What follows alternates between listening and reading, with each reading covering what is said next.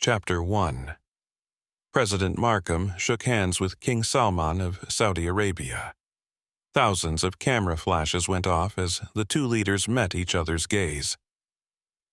"It is a pleasure to renew our alliance," the king said after a moment, breaking the handshake. "Likewise, Your Majesty. I look forward to working with you in the coming years," Markham replied. Markham had only been in office a few months, sworn in January of 2025. He'd inherited a mountain of domestic and international crises, spending his entire term so far putting out one fire after another. They seemed to multiply by the day. As a Secret Service detail escorted him to the presidential convoy on the way to Air Force One, Markham's thoughts drifted. The noise of the surrounding reporters faded as he mentally reviewed the details of the new military cooperation deal. Exhaustion began to creep in, weakening his concentration as he climbed the steps to board the aircraft. Once inside, he quickly made his way to his office as the plane took off. He sat at his desk, organizing talking points for his next meeting in Washington, D.C., when an emergency alert flashed on his screen. Warning: possible security risk Russia-Ukraine. Markham stared at the warning for a beat before springing into action. He immediately called for an urgent meeting with the NATO Security Council, then headed to the Situation Room aboard Air Force One. The Situation Room, reserved for crises like this, featured a long, polished wooden table lined with the desk phones, laptops, and documents. A large screen at the end of the room displayed the latest information on the war in Ukraine. The rest of the NATO Security Council appeared on the screen, along with British Prime Minister Jackson Tuss. Ukrainian President Zelensky's feed showed him alone in his office, his image visible from the shoulders up. Low conversations buzzed around the room, discussions about troop deployments and military assets. When Markham entered, the chatter fell silent, and everyone took their seats. "Good afternoon, everyone. Mr. Zelensky, we're glad you could join us," Markham said, taking his place at the head of the table. "Good afternoon, Mr. President. We've received an urgent message directed at NATO from Putin himself." "Our cybersecurity team has already cleared it of malware," said General Tanner, a four-star general overseeing U.S. military operations in Ukraine from the Pentagon. "Has the intel confirmed its origin?" Markham asked. "Yes, sir," said Elizabeth, the CIA's head of intelligence. "Our operatives in Russia verified that it came directly from Putin, and it was sent through a secure source. The public is not yet aware of the message." "All right," Markham said. "Play the video." The video began playing on the screen in the Situation Room, everyone watching it for the first time. It opened with a shot of President Putin sitting behind his official desk, the one he typically used for addresses to world leaders or the Russian public. To his right hung the Russian flag, and to his left the flag of the CSTO, Russia's multinational military alliance. Putin sat upright, his posture firm, his expression unwavering. "Leaders of the Western world," he began, "since the start of our military operations in Ukraine, I have warned against interference and the consequences that would follow. The NATO countries have sold weapons to Ukraine and continued to provide them with intel, tanks, and ammunition, all against my direct orders. The alliance was warned that the sale of F-35 fighter jets to Ukraine would be considered an act of war. Yet, you have decided to sell them anyway, risking a wider conflict that endangers the entire world. You have been warned, and this cannot go unanswered.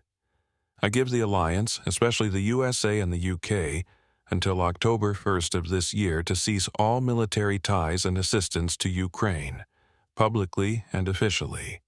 Failure to meet this deadline will be met with consequences." Conversation erupted in the Situation Room, the Security Council members debating what the warning could mean. "We can't ignore this, President Markham. Last time we received a similar warning, Putin's regime bombed cities across our nation. We cannot let that happen again," President Zelensky said. "Commander Sven, how are our military assets on the Eastern Front?" Markham asked. "We have troops deployed in Poland, Hungary, and Romania.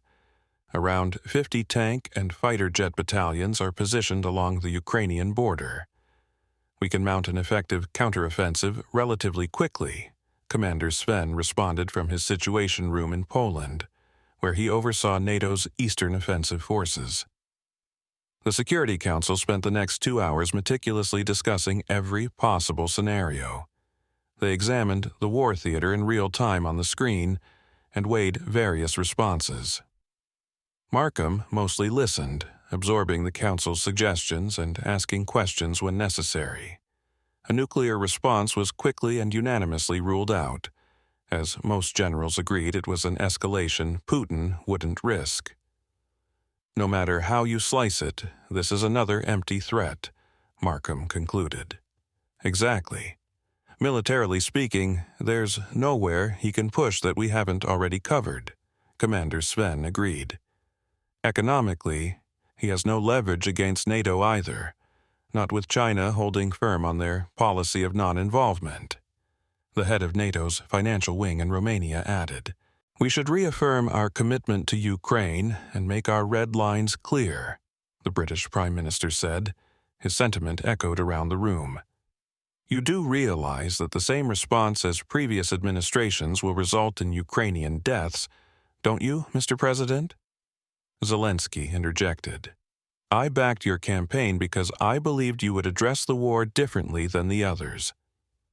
"I will do what I can within the parameters of what is possible, Mr. Zelensky.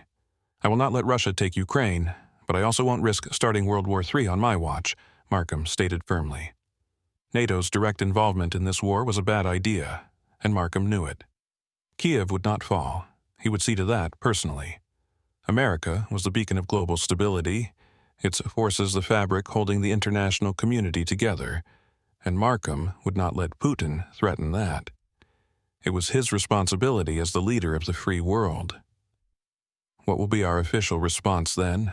asked General Tanner. "We will remain firm in our resolve," the President replied, feeling cold sweat run down his spine. He examined the war theater once more. Something didn't feel quite right. "Commander Sven, place all NATO offensive forces on high alert. I want a full military response ready on command. I will introduce a bill to Congress this week, hopefully with bipartisan support, to approve more fighter jet and ammunition sales directly to Ukraine. I'll do everything in my power to expedite the process," Markham added.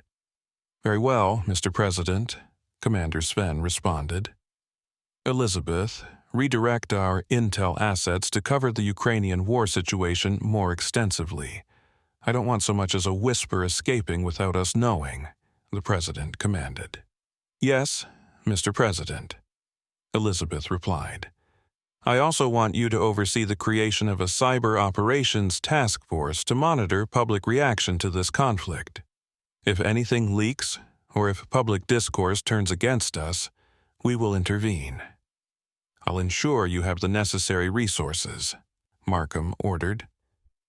"As you wish, Mr. President," Elizabeth answered. "This is the exact same position as previous administrations. You're going to let us bear the bulk of the consequences, just like the rest," President Zelensky protested. "This is an empty threat, nothing we haven't seen before. I will work with my communications director to craft a response to Putin, making it clear that any retaliation will be considered an escalation and will not be tolerated," Markham replied. "You realize that every day that passes means more Ukrainian lives lost, right? 3 years of war, and there's still no end in sight," Zelensky shot back. "This is all we can do for now, Mr. Zelensky. I will not commit American lives to an escalation. My word is final. Is that understood?" Markham affirmed. "Yes, Mr. President," Zelensky said, his tone sharp with anger. Markham stared ahead, suppressing the guilt squeezing his heart. He knew this was the right course, the only way to secure Western support without risking direct involvement. The Security Council addressed a few remaining agenda items before closing the meeting. As Air Force One prepared for landing, the President left the Situation Room, feeling as though he could barely form a cohesive thought. He found his seat and waited for the aircraft to touch down. The meeting wouldn't stop replaying in Markham's mind. Usually, he felt in control during situations like this, always with every resource at his disposal. This time, however, he felt a touch of vulnerability, the cause of which he couldn't quite pinpoint. Chapter 2. Markham walked down the corridor with General Tanner and other military personnel toward the large conference room on the ground floor. The faint noise of conversation grew louder as they entered the grand entrance hall, a vast circular space lined with marble pillars that stretched to the ceiling. Portraits of past presidents and other prominent figures adorned the walls, leading the way to a set of large double doors. Around 40 people filled the hall, engaged in conversation.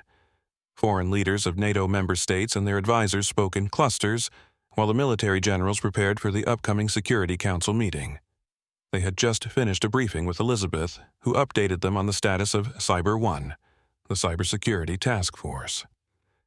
So, as you can see, around 65% of the general populace supports our efforts in Ukraine and the supply of weapons, Agent Miller said, pointing to a chart on her laptop screen. We've maintained routine surveillance of the Russian government and everything appears normal. If something is being planned for October, there are no obvious signs of preparation, Elizabeth added. Special Agent Miller led the Cyber 1 task force, an elite team of computer science specialists tasked with online attack protection and public narrative management. She reported directly to General Tanner and participated in meetings related to U.S. operations in Ukraine. It's down from last week, Markham observed. Yes, sir. We've detected a large number of Russian bots on social media platforms spreading anti-American propaganda. We've deployed special algorithms to counter this, but it will take some time to stabilize, Miller replied. They went over the rest of Cyber 1's report. Everything seemed within normal bounds, which only made the president more uneasy. Over the past few months, the memory of that emergency meeting on Air Force One lingered in his mind. Endless meetings on various issues provided temporary distractions, but the cryptic warning always resurfaced. Something in his gut told him that Putin wasn't bluffing, a chilling sensation that refused to leave him. Markham discussed the situation with his wife, spent hours reviewing previous warnings and actions, but everything still pointed back to the conclusion they had reached in the Situation Room. Maybe that's it. Maybe he's just issuing an empty threat, his wife suggested during one of their many conversations. Something feels sketchy. The whole thing seems off, he replied. Why? If it's just a feeling, isn't it more likely that it's in your head? She asked. A spark of irritation shot up his spine at the suggestion. It feels different. In previous warnings, they were public and addressed to the entire world. Plus, there's something in his tone that tells me this isn't an empty threat, the president told his wife. I just think you should follow the plans the military commanders have laid out. They're the ones who understand this war, she replied. Markham's irritation grew. Articulating why that wasn't a good idea felt impossible, especially since he wasn't entirely sure himself. He opted to remain silent, ending the conversation there. President Markham approached British Prime Minister Jackson, who was speaking with his advisors outside the conference room. Prime Minister Jackson, how are you? Markham asked, extending his hand. Fantastic. Thank you, President Markham, Jackson replied, shaking his hand. The two exchanged pleasantries before the conversation quickly turned to the situation in Ukraine. Surely it's nothing. Putin knows he can't possibly win against NATO forces. He's just flexing his muscles. But it won't work, Jackson said, a hint of mockery in his tone. I'm actually concerned he's not bluffing this time. I rewatched the message over and over, and I think he's going to do something, Markham said, trying to keep his tone even. And what could he possibly do, drop a nuke? Jackson sounded almost amused. Well, obviously not, but I'm telling you, he's not bluffing," Markham retorted. The two leaders went back and forth until the meeting was called into session. Everyone moved to their seats in the large conference room, which featured two long tables running parallel down its length. Each table was equipped with screens, laptops, and documents. The room was spacious enough to comfortably seat 60 people. At the far end stood a podium in front of a large screen where the proposed protocol would be presented. Commander Sven and General Tanner, the two military leaders heading the plan, stood ready behind the podium. Within 10 minutes, everyone had settled in, and the doors were closed, signaling the start of the Security Council meeting. "Thank you for coming, ladies and gentlemen. We are here to present the proposed response protocol for the October deadline set by Putin's regime," Commander Sven began. Over the next 45 minutes, the two commanders detailed a series of potential Russian actions and the corresponding responses. With each passing scenario, Markham grew more uneasy, as if he'd been sitting in a sauna for too long. He knew what to expect, having reviewed the latest draft of the protocol, but the other leaders' reactions took him by surprise. Most seemed half-interested at best, many engaging in quiet side conversations. Some NATO members didn't bother to attend in person, sending only small representative teams to the meeting. The longer the meeting dragged on, the more Markham's irritation and resentment toward the other NATO leaders flared. Did they not grasp what was at stake here? Were they so confident in the alliance and the U.S. military that they couldn't even be bothered to show up? The deal with Ukraine had been signed by NATO as a whole. Full control of the silicon and lithium reserves in exchange for military and intelligence support. Control of these deposits meant access to 65% of the key ingredients needed for military equipment. The entire alliance had sunk deep resources into ensuring Ukraine remained free. Most importantly, if Russia took Kiev, they would seize control of those deposits, posing a direct threat to the free world, and Markham would not allow that. The presentation concluded, and the floor opened for questions and concerns before the official vote. European leaders jumped in, debating and ironing out the details of the new sanctions, while Markham sank deeper into his thoughts, searching for the root of his growing concern. "I have a problem with this proposal. I think it's too passive. We should consider a stronger response," the president finally said. The council murmured in response before falling silent again. "Why? What's the issue now?" Jackson asked. "I think we need to consider the possibility that Putin is planning something more severe, especially in Ukraine. The protocols need to reflect that," Markham argued.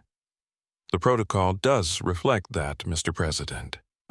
We have strategies in place in case of an escalation," General Tanner replied. "The current protocols are based on action if provoked. I think we should be proactive this time. Maybe move in to secure the silicon reserves before they assault Kiev," Markham suggested. "Are you seriously proposing that we send troops into Ukraine and provoke Russia? If you want to avoid escalation, that's the worst possible idea," Jackson retorted. Markham clenched his jaw.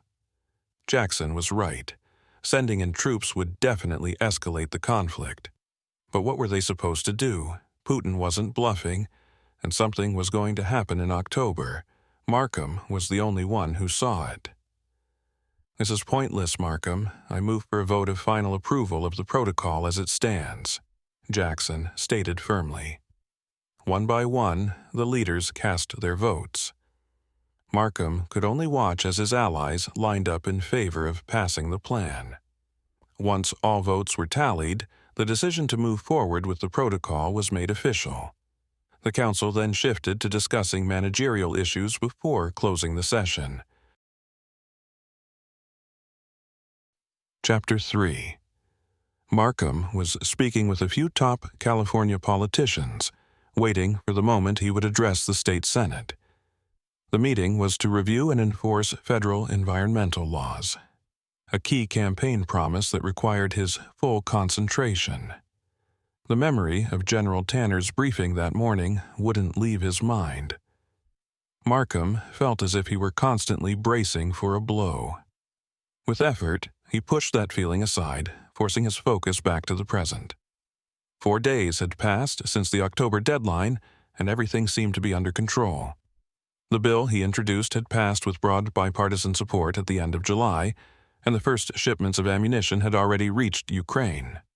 That morning, Agent Miller reported that all Russian military activity appeared normal, and the general population remained blissfully unaware of any impending threat. The president continued discussing the issue with the senators, informally debating his position before the session began.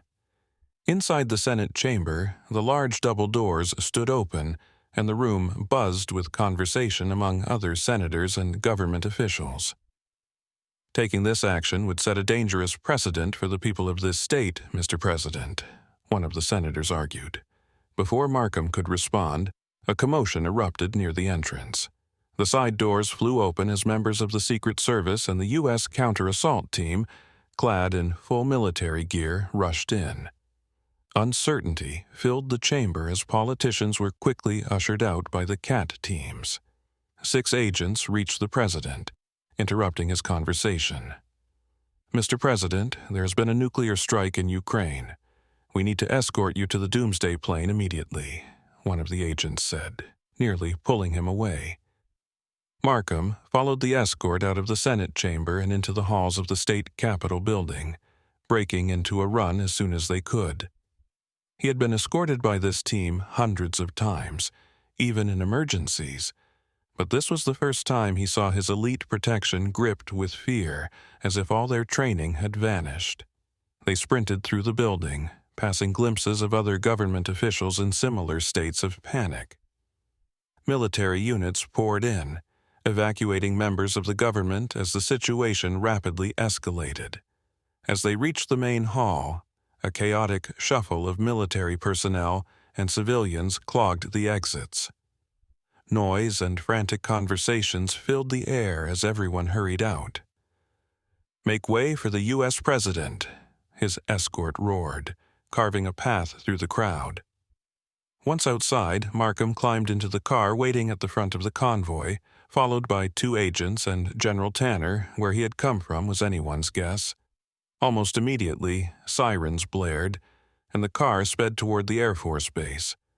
The road escort was much smaller than usual, only about 20 cars, all driving more aggressively than ever before. Inside the vehicle, Markham's heart rate began to slow as he took in his surroundings. He glanced at Tanner, then looked outside. Panic ruled the streets. People were running in every direction, flocking into buildings and stores in groups. The entire city was in chaos. The president stared out at the panicking crowds, his heart heavy as he imagined what the average American must be feeling. After a few seconds, he regained his composure and pulled out a tablet from the nuclear football, a special briefcase capable of remotely releasing the U.S. nuclear arsenal. One by one, he connected to the emergency NATO Security Council meeting as top officials joined the call. "What's the situation, Commander? Where did the nuclear blast occur?" the president asked, hoping his tone wouldn't reveal his true feelings. "Inside Ukraine, Mr. President. It detonated near the front lines," Commander Sven explained, his voice shaken. "Mr. President, our nuclear facilities in the UK, Turkey, and the submarine USS Nevada are all requesting permission for a full nuclear release," General Tanner said nervously, fumbling with his own tablet.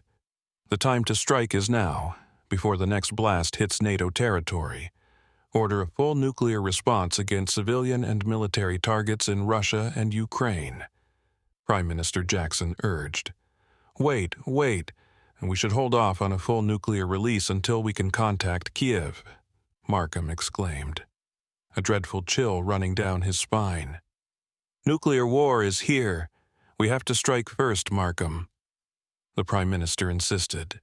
The call descended into chaos as everyone panicked, voices overlapping in frantic debate. "Do not authorize a nuclear response, Prime Minister. We need to contact Kiev first. If this is the only blast, a direct NATO attack will certainly trigger World War III, the president argued. A new connection appeared on the screen. The Ukrainian Situation Room, filled with the Army's High Command and President Zelensky. "Hello, everyone," Zelensky greeted, sounding calmer than expected. "What is the status on the battlefield? Where exactly did the blast detonate?" Commander Sven asked.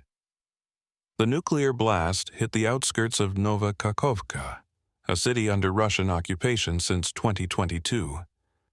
Reports indicate it went off behind the front lines and caused 0 casualties, Zelensky replied. Markham felt his heart sink. A surge of irritation welled up inside him as his prediction was proven correct. If only the other council members had listened, they wouldn't be in this position now. In fact, reports state the Russian army agreed to a ceasefire and warned the Ukrainian military to evacuate the immediate area, Zelensky continued. At that moment, the presidential convoy stopped at the Air Force Base, where Air Force One waited with engines running. Markham and his team hurried out of the car and boarded the plane. Trying to keep up with the meeting while on the move, he felt his concentration stretched to its limits as agents surrounded him. Finally, he reached a meeting room inside the plane and continued the call, now joined by his military advisors. "Our response needs to be nuclear," General Tanner said firmly. "Otherwise, the whole world will see that we cannot protect them. This is a red line we said we wouldn't tolerate." "Yes, thank you. We need to target military facilities along the Ukrainian front lines," Jackson stated. Air Force One took off, heading toward a major Air Force base in New York, where the president would transfer to Night Watch 1, the doomsday plane. "We need to tread carefully here. They were meticulous about not harming anyone in the blast, and it detonated behind the front lines. It was clearly meant as an intimidation tactic," Commander Sven warned. The Security Council was soon inundated with urgent calls and meeting requests from world leaders worldwide demanding a situation report and a response plan. Markham felt like they were drowning. The council was deep in study, trying to devise a course of action as demands poured in from every corner of the globe. There seems to be a large-scale Russian propaganda campaign underway. Videos of the explosion are being posted at an alarming rate, Agent Miller informed the council. Another wave of overlapping discussions erupted as they played one of the videos on the screen. It showed a bird's-eye view of the nuclear blast. An AI-generated English-speaking voice narrated. "The general public in the 21st century has forgotten the power Russia wields. Further interference in Russian operations in Ukraine will force us to remind you." Cyber One tracked several IPs of these accounts to known Russian bot farms. People across the Western world are in mass panic. Civil unrest and riots are breaking out everywhere. Videos of the explosion and scenes of chaos are dominating social media, Miller continued. The meeting dragged on for several hours as the plane made its way to New York. It felt like their first meeting all over again. Each member held a different opinion, and there was no cohesive line of thought. The response protocol they had previously agreed upon didn't account for a situation like this. The entire plan was built around the assumption that a nuclear bomb would not be used. The U.S. government had lost contact with all civilian agencies on the ground, leaving only military branches reachable. Markham knew the chaos was due to mass panic, but it was a problem that would have to wait. The general consensus within the Security Council was that they needed to respond in kind.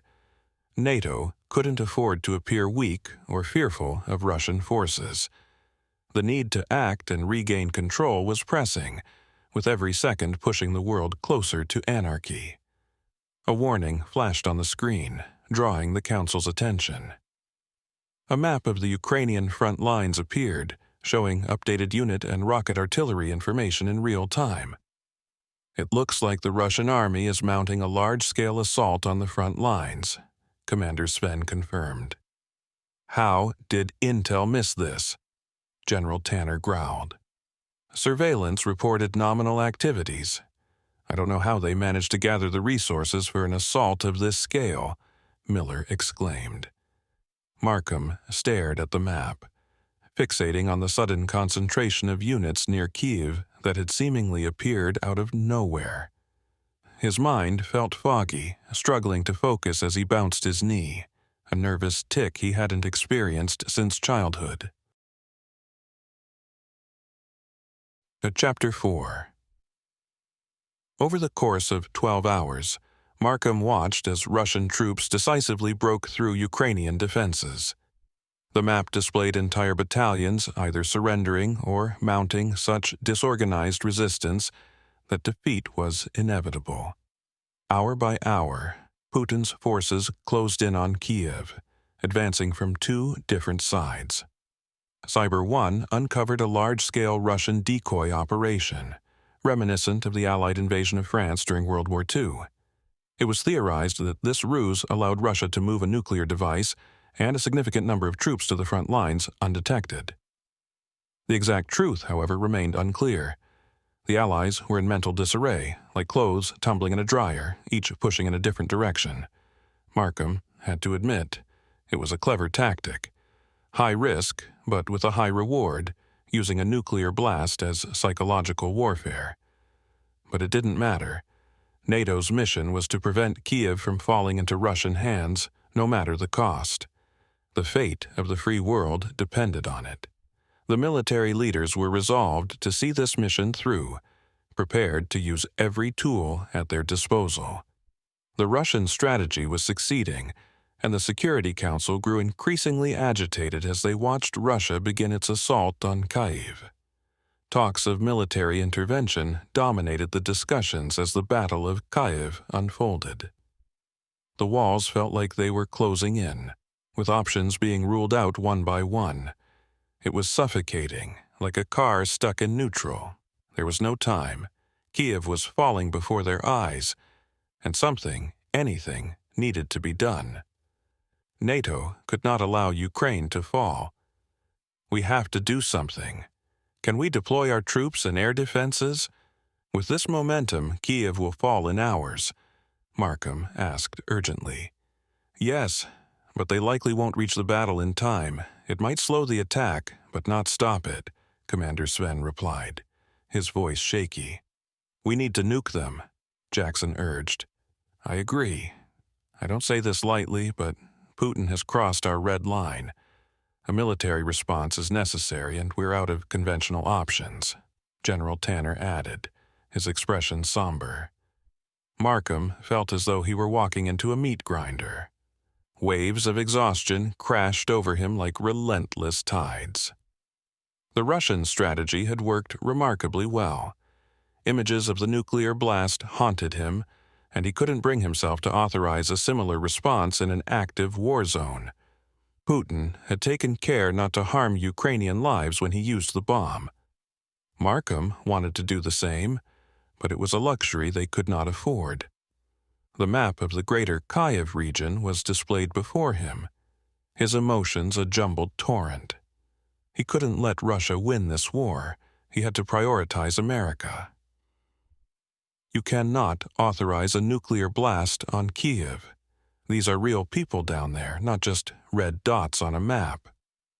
We would rather submit to Russian control than risk the annihilation of our people or the start of World War III, Zelensky argued. We will not allow Kiev to fall under Russian occupation. That is not going to happen, the British Prime Minister countered. I am sorry, Mr. Prime Minister, but I will not allow that. I greatly appreciate Western support, but I will not risk extinction. If that means losing the war to Russia, then so be it, Zelensky affirmed. No, I'm sorry, Mr. Zelensky, but Ukraine is too strategically important. Plus, we have a deal. NATO held up its end, and we are going to secure your mineral reserves. We need to order a nuclear strike to stop this offensive. The casualties are just something we will have to accept, replied the Prime Minister. I can't believe what I'm hearing. You have to be kidding. President Markham, are you okay with this decision? Zelensky pleaded. A million thoughts flooded the president's mind, each possibility racing by in a blur. He had been in this meeting for almost 19 hours and was mentally, physically, and emotionally drained. Grimly, he made his decision. Kiev cannot fall. It would risk the safety of the entire free world. Order the nuclear strike, Markham said. The NATO generals worked to identify the target. After 30 minutes of debate, they decided on a location on the outskirts of the city, near the Russian army's position but far enough away not to target them directly. The consensus was that this strike would cause significant damage and casualties on both sides, including civilians. The Ukrainian High Command was effectively shut out of the decision-making process, despite their protests. Within 10 minutes, the preparations were finalized. The nuclear bomb would be launched from the submarine USS Nevada. "Mr. President, we are a go for launch. Awaiting your final order," came a voice over the radio from the submarine. A moment of hesitation seized Markham. Flashes of the Russian blast crossed his mind in a final, futile resistance against his decision. He was about to change the course of history, and whatever happened next would rest on his shoulders. "Launch the bomb," he ordered. The council fell silent, all eyes fixed on the screens in the Situation Room aboard Night Watch 1. The feed showed the submarine carrying out the final launch protocols, the missile roaring into the sky. The 7 minutes until impact were as silent as a tomb. Live drone and satellite feeds displayed the fierce fighting along the outskirts of Kyiv, where defenders and attackers matched each other in determination and skill. Then, after what felt like an eternity, the blast detonated. All screens were overtaken by a blinding white light, which lasted anywhere from 5 to 10 seconds. What followed left a mark on the soul of every person in the NATO Security Council. A massive explosion erupted, 4 to 5 times the size of the tallest building in the city. The sound maxed out the room's speakers, but even this was dwarfed by the mushroom cloud that formed, rising 5,000 feet into the air. The shock waves were so violently visible that Markham felt them, even from thousands of miles away. Different camera angles displayed the bomb's effects. Areas of intense conflict were obliterated in an instant as the wave swept across the city. The horror lasted barely a minute before the aftermath began to unfold. The entire city was engulfed in chaos and devastation. Entire neighborhoods had been reduced to smoldering rubble, with fires raging uncontrollably through the ruins. The battlefield lay in ruin alongside the rest of the destruction, with soldiers who had been fighting now buried in debris. Tanks, trucks, helicopters, and planes were twisted hunks of metal, scattered like scrap from a military junkyard. Dark clouds of smoke billowed upward, casting an ominous shroud over the city. Amidst the ruins, the lifeless bodies of countless civilians lay scattered. Under a collapsed building, halfway protruding from the rubble, rested a mother clutching her child, both motionless. A cold chill ran through the president's veins, each image etching itself into his memory with searing clarity. The silence in the Security Council was deafening. These were scenes out of war movies, images that should never belong in real life. Thoughts of the Holocaust flashed through Markham's mind.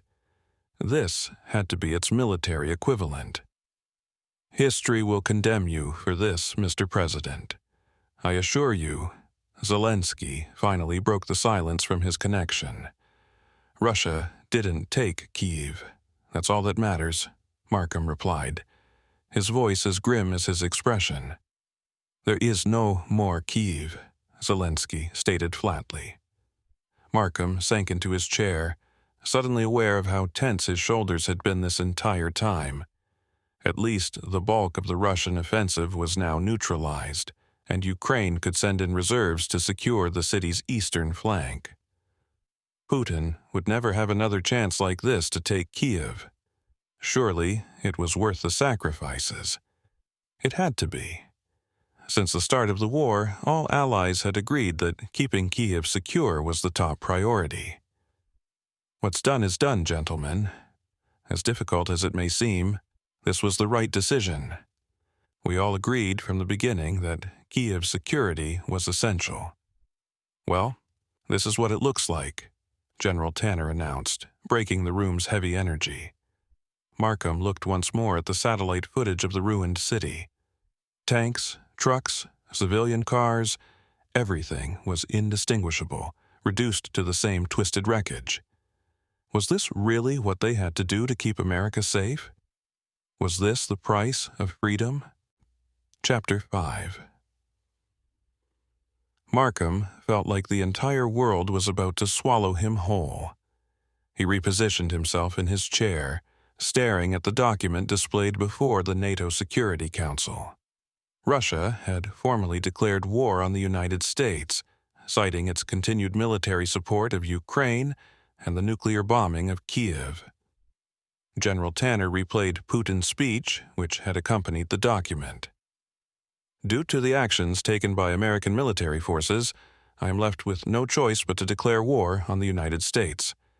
I do not seek war with the rest of NATO, but the Russian military is prepared to engage any additional hostile nations, Putin declared to the public, approximately 40 hours after the bombing.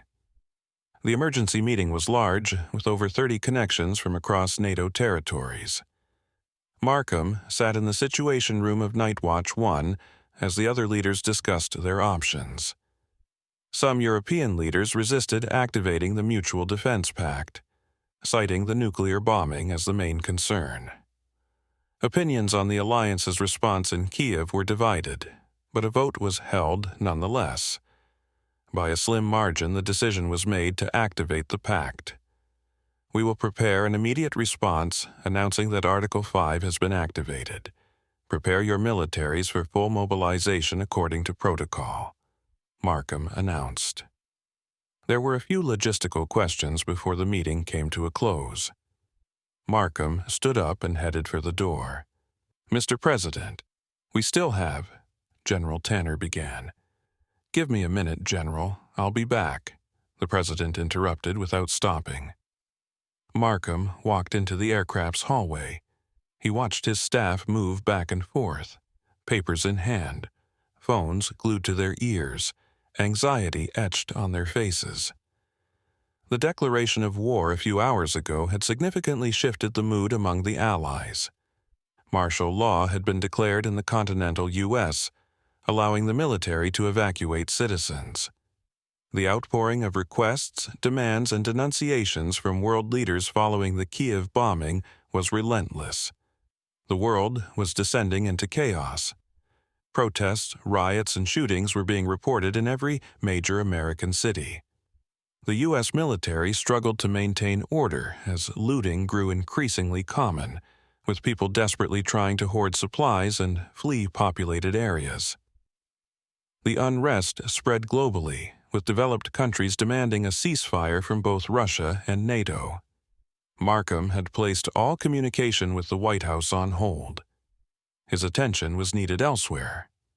He thought back to the scenes from the Kiev bombing. The death toll was still unclear, but estimates were in the hundreds of thousands. They had to stop Russia. It was the only option left.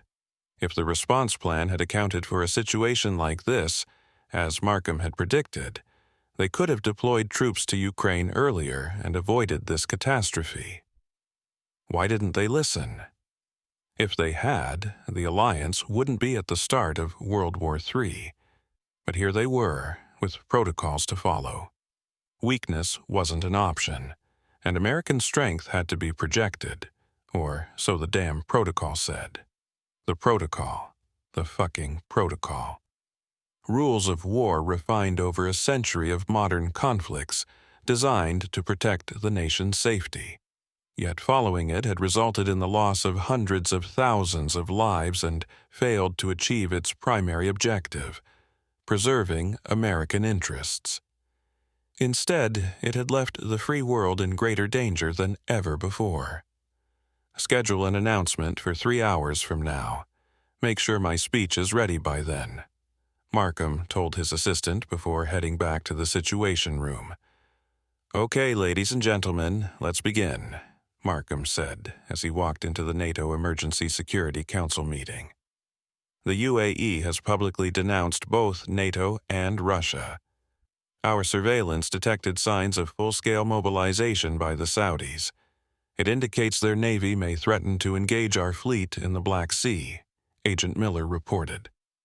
A map of the war theater appeared on the large screen, showing real-time positioning of all armies involved, including military preparations in neighboring countries. The Saudis are U.S. and U.K. allies. Why would they attack NATO forces? Prime Minister Jackson asked. It's unclear, but intel suggests they might be preparing to intervene or guard their coastal territories, Miller replied. NATO troops have entered Ukraine and are beginning to arrive at the front lines. A bombing campaign targeting known Russian supply lines is already underway, Commander Sven informed the council. Suddenly, a red warning light flashed on the screen, and alarms blared from the speakers in the Situation Room. Markham's heart sank like a roller coaster plummeting downhill. This had to be a mistake, right? The warning read, "Warning, ballistic missile incoming." The energy in the room shifted instantly. The once composed gathering of seasoned military veterans now resembled a group of nervous recruits at boot camp. A barrage of questions erupted from every corner. A medium-sized ballistic missile has been detected over Georgia, flying northwest toward Ukraine, an agent reported from her seat in the Situation Room. The missile's path appeared on the map, marked in red, with the dotted lines projecting possible trajectories. "Are our nuclear response units ready?" Markham asked. "Yes, sir. Strike teams in Poland and Turkey are awaiting your final order," Commander Sven answered. Markham had barely 10 seconds to process the new information before the screen froze. One by one, every monitor in the Situation Room went black as the connections to NATO teams abruptly cut off. An audible gasp filled the room. Cold fear crept up Markham's spine as he watched the entire council get shut down. A wave of semi-panicked voices erupted from the council members aboard Night Watch 1 as the room fell into darkness. Agent Miller stood up from her desk and rushed to the corner where Cyber 1 was furiously typing. They exchanged technical terms Markham could barely follow, but he grasped that some kind of bug or virus was blocking communications. "It appears to be a Russian cyber assault," Agent Miller finally reported. "A dormant virus deeply embedded in our operating system has been activated. They're targeting our communication systems." "Who have we lost communication with?" Markham asked. "With everyone, it seems, sir. It's unclear if this is affecting just us or if the strike teams and other NATO bases are compromised as well. We can't contact anyone, including our nuclear bases," came the reply.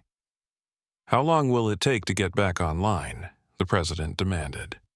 "I'm not sure. We can't communicate with our teams in D.C., but we're looking into it," Miller admitted, her voice tinged with nerves. The next 20 minutes were suffocating. Markham felt like he was in purgatory, atoning for his sins. The sensation of being suspended in darkness, vulnerable, knowing a strike was coming but not when, where, or how strong, was the worst emotion he had ever experienced. The rest of the council sat around the room, some ghostly pale, others red with rage, utterly helpless. It took every ounce of Markham's concentration and willpower, refined over 48 years, not to start screaming. His inability to stay calm when he couldn't act had always been a weak point, and now it was being tested at a nuclear level.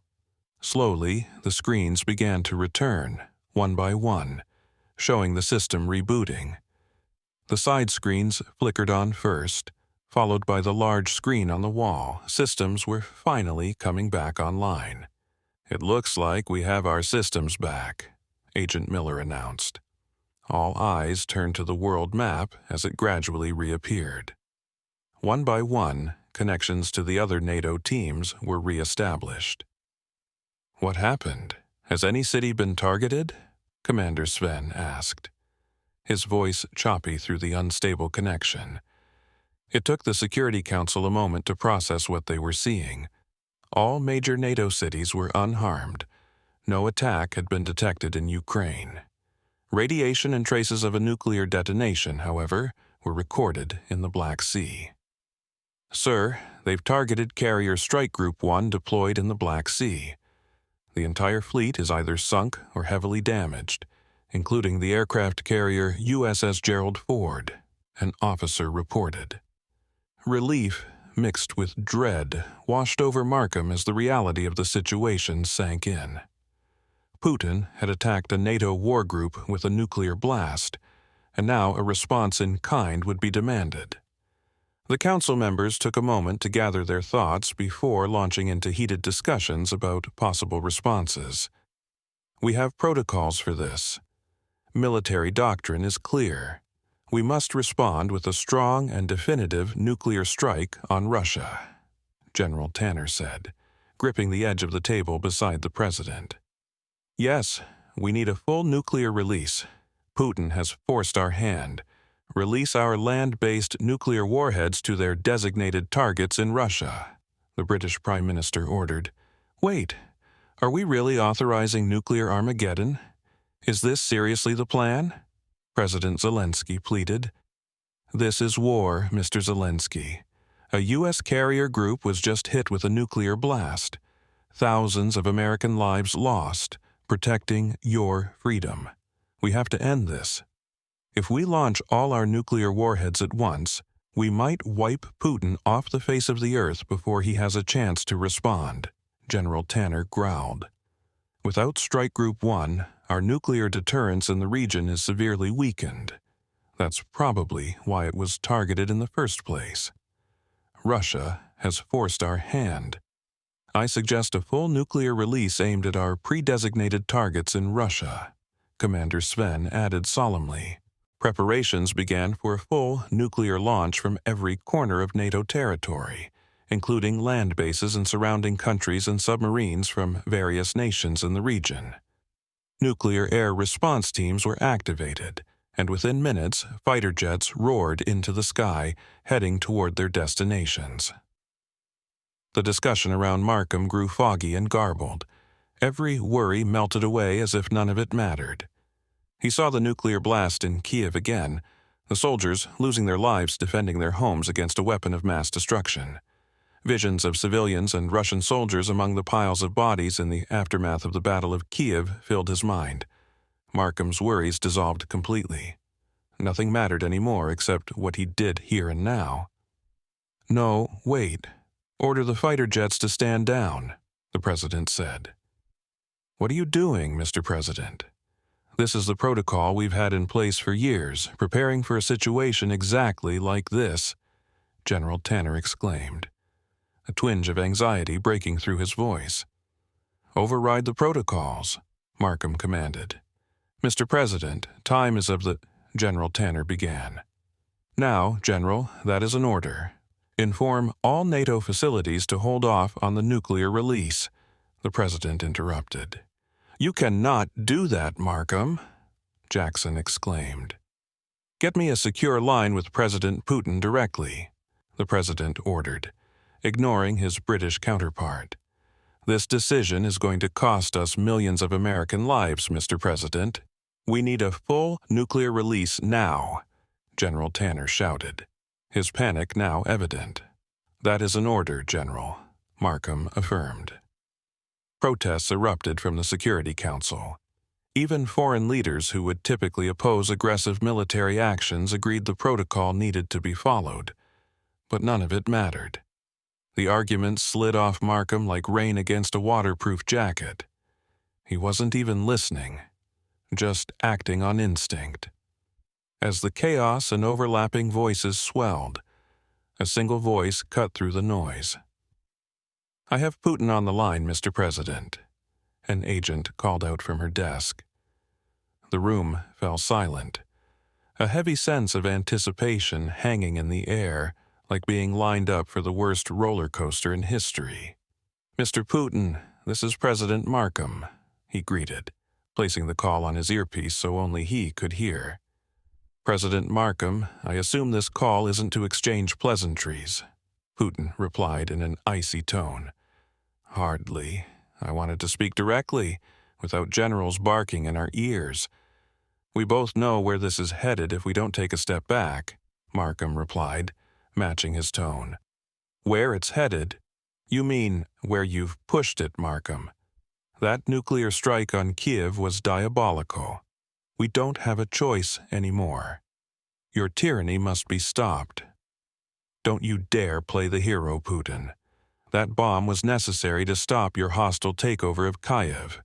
My responsibility is to protect our allies and keep Ukraine free and democratic. Your tactical strike on our carrier group, did you think NATO wouldn't retaliate? Do you really want the entire human race to go extinct? Protecting your allies? By obliterating a city? Typical American hypocrisy. You talk about protection while turning Kiev to ashes. Ukraine is our territory. It's ours, culturally and historically. Don't pretend you'd act any differently if you were in my position. I didn't call to trade insults or debate history, Putin. I called because we're on the brink of ending civilization, not just for me or you, but for the entire planet. And I don't want to be responsible for that. There was a pause as both leaders weighed their words. What do you propose, Markham? Another empty ceasefire while you regroup and arm your puppets in Kiev? A truce, 1 week. We halt all hostilities everywhere, including Ukraine, and clear the airspace of any military activity. No bombings, no airstrikes, no provocations. We use the time to cool off and keep from blowing each other to hell. 1 week? You expect me to believe you'll honor that? Putin's tone mixed amusement with hesitation. You know as well as I do that if either of us breaks this truce, we both lose everything. I'll hold my end if you hold yours. No one wants to be the first to cross this line. And when the week is over, what then?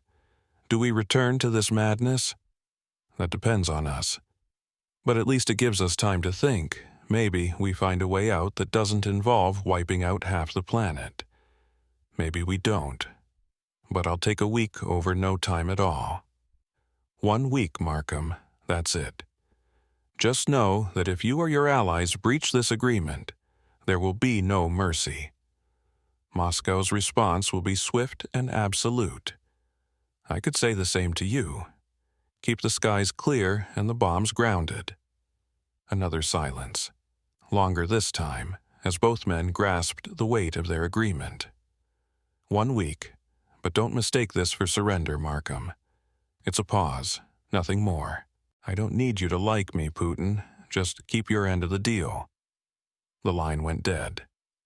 Markham slowly removed his earpiece, feeling sluggish, as if he had just finished a heavy set at the gym. After a few moments of staring at the phone, he turned to face his counsel. Everyone was silent. A mix of relief, anger, and hesitation etched on their faces. Okay, halt all military operations in Ukraine and Russia. Ground all air assets and keep all units on high alert. We have a 1-week truce with Russia, President Markham affirmed. Chapter 6. The president took his anxiety medication and set the glass down on the table, staring absently ahead. This rare moment of peace and quiet was something he wanted to savor. President Markham, you have a meeting request with our representatives in Geneva. They're on line 3, his assistant said, cutting the quiet short. Thank you. I'll connect right away, Markham replied as the assistant shut the office door behind him. He sighed, shuffling through the papers on his desk until he found the relevant stack. The document's title read, Russia, NATO, Ukraine, Nuclear De-Escalation Pact. The president put in his earpiece and connected with his diplomats in Switzerland. Good afternoon, Mr. President. The Russian and Ukrainian delegations have raised some issues with the current version of the De-Escalation Pact, the lead American diplomat said, skipping the pleasantries. Is it about our troop positions in Poland? Markham asked. Yes, Mr. President. However, the Swiss arbitration team has approved moving the plan to the second phase of negotiations. You're expected here in a week.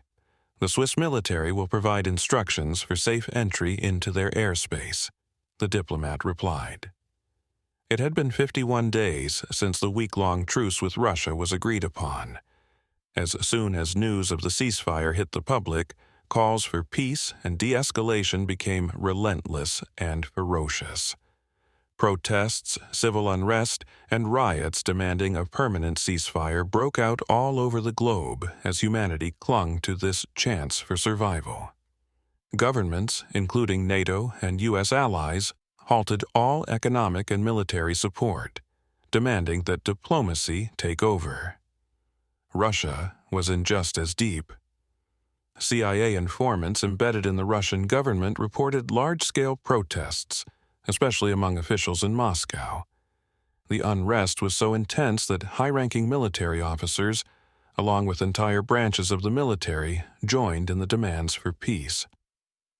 Finally, 4 days into the truce, it was agreed by both presidents, along with Zelensky, to extend the ceasefire indefinitely until a diplomatic resolution could be reached.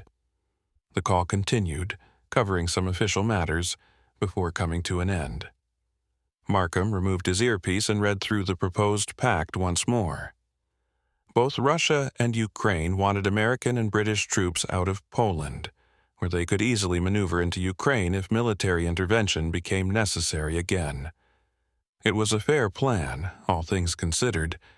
It called for a demilitarized zone along the current front lines, modeled after the Korean 37th parallel, freezing both sides in place. Territories would be locked down with no military activity allowed until a long-term resolution for the Ukrainian territory dispute could be reached. Russian forces would be permitted to occupy Ukrainian territories, but only with a set number of troops, no more than 75,000, and no drone or precision missile technology. The troops would be there solely to maintain stability and peace. In exchange for the sharp decrease in Russia's military presence, all NATO allies would withdraw from Ukraine and significantly reduce their forces in countries bordering Ukraine and Russia. No warships would be allowed on either side of the Black Sea. Finally, the pact called for the creation of a neutral coalition, the Coalition of Peace, to oversee the stand-down of all nuclear missiles. Both NATO and Russian nuclear strike bases, including classified locations, would be disclosed to the coalition to keep all nuclear military power under strict surveillance. Markham tried to sleep, but his mind was caught in a whirlwind of emotions and memories as intense as his experiences at boot camp years ago. The stillness and calm that had come from having nothing left to lose faded as it became clear the week-long truce was being respected. In its place, the storm of what-if scenarios roared back, keeping him awake. Night Watch 1 flew through the night, following the route provided by the Swiss Air Force into European airspace, finally landing in Geneva around 2 in the afternoon local time.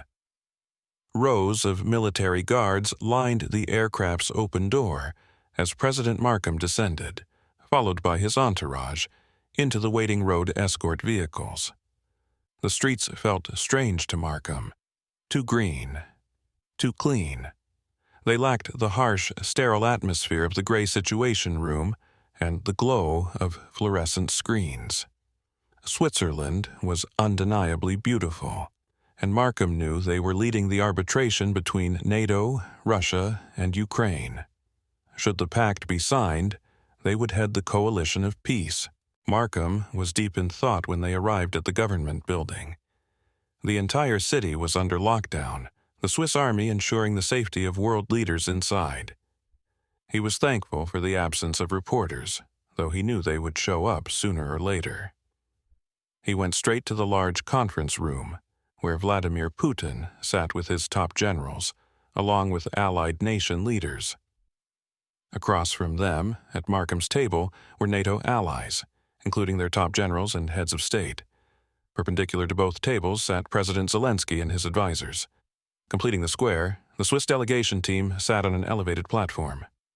Markham took his seat, and the negotiations began immediately. Heated debates erupted several times, with the arbitration team stepping in to calm things down as arguments over troop positions flew back and forth. The only elements all three parties agreed on without resistance were the nuclear aspects of the deal and the formation of the coalition.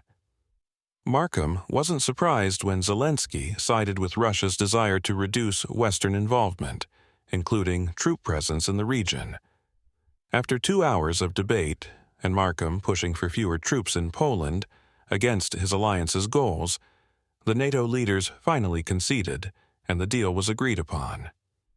The leaders then moved to the large press room, where reporters from around the globe flashed cameras and shouted questions. Each world leader made their way to their respective flag, all standing equally tall on the stage. After many rounds of negotiations, a peace and nuclear de-escalation pact has been agreed upon by all parties, announced the head of the Swiss team from the podium, the United Nations logo prominently displayed. A flurry of camera flashes lit up as the pact, printed on special paper, was carried out and laid open on the podium. One by one, each leader approached to sign. When his name was announced, Markham walked to the podium on autopilot and signed his name. As he turned, reporters bombarded him with questions and yells. He was the last leader to sign, and everyone gathered in the center for photographs. Turning away from the podium, Markham found himself face to face with Putin, who had signed just before him. For a moment, there was a tense stiffness between them, before Putin silently extended his right hand. Markham paused, then returned the gesture. Their handshake was firm, both leaders turning to face the crowd without a word. The end. Story by Vatsilva.